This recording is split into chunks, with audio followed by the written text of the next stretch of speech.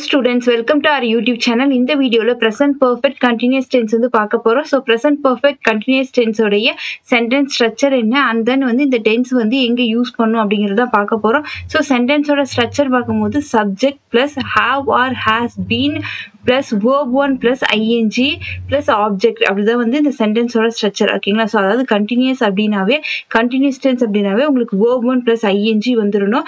இதே வந்து perfect ஓகேங்களா? present perfect அப்படிங்கும்போது have or has been வந்துறணும்.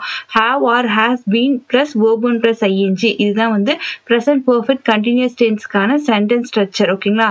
next இது example பார்க்கலாம். Ram has been living here for last 10 years. ஓகேங்களா? சோ இங்க ராம்ங்கிறது சப்ஜெக்ட், has been living அப்படிங்கிறது verb. ஓகேங்களா?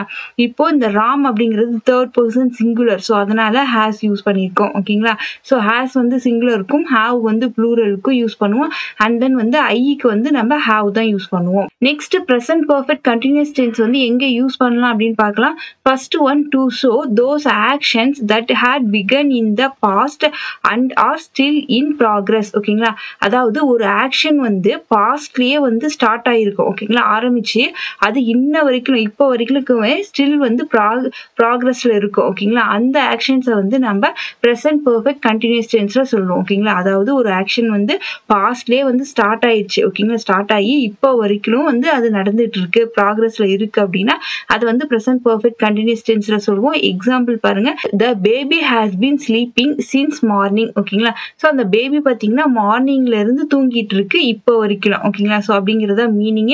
சோ இங்க வந்து பேபி அப்படிங்கிறது சிங்குலர், அதனால has யூஸ் பண்ணிருக்கோம். So has been sleeping. ஓகேங்களா? Next second one, it can be used with the time phrase like for, since, long, how long, all the time, all week. ஓகேங்களா? அதாவது ஒரு சென்டென்ஸ்ல இந்த வேர்ட்ஸ் எல்லாம் வந்திருந்தது அப்படிங்கும்போது, அதாவது for, since, long, how long, all the time, all week இந்த words எல்லாம் வந்திருக்கும் போது நீங்க அந்த சென்டென்ஸை வந்து present perfect continuous tenseல இருக்கணும். ஓகேங்களா? ஸோ எக்ஸாம்பிள் பாருங்க. she has been crying all the time. ஓகேங்களா? ஸோ இந்த சென்டென்ஸ்ல all the time இருக்குங்களா? ஸோ அப்ப என்ன யூஸ் பண்ணிருக்காங்க? present perfect continuous tense use பண்ணிருக்காங்க. அதாவது has been crying இருக்கு. இந்த இடத்துல சீங்கிறது third person singular, அதனால has யூஸ் பண்ணிருக்காங்க.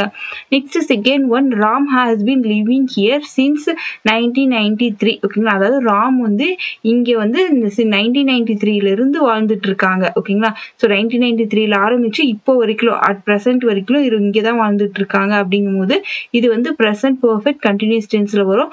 இதுக்கு வந்து sinceங்கிற வேர்ட் இருக்கு. ஓகேங்களா? since இருந்தாவே அந்த சென்டென்ஸ் வந்து present perfect continuous tenseல இருக்கணும்.